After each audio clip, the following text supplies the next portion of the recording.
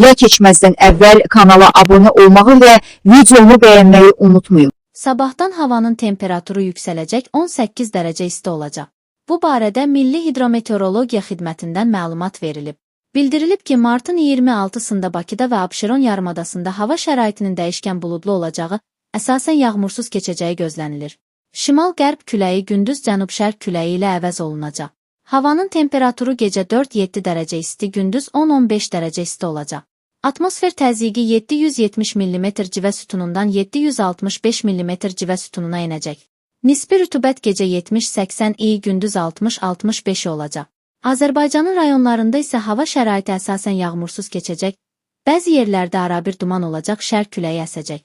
Havanın temperaturu gecə 4-7 dərəcə isti, gündüz 13-18 dərəcə isti, dağlarda gecə 3-8 dərəcə şaxta, gündüz 3-8 dərəcə isti olacaq.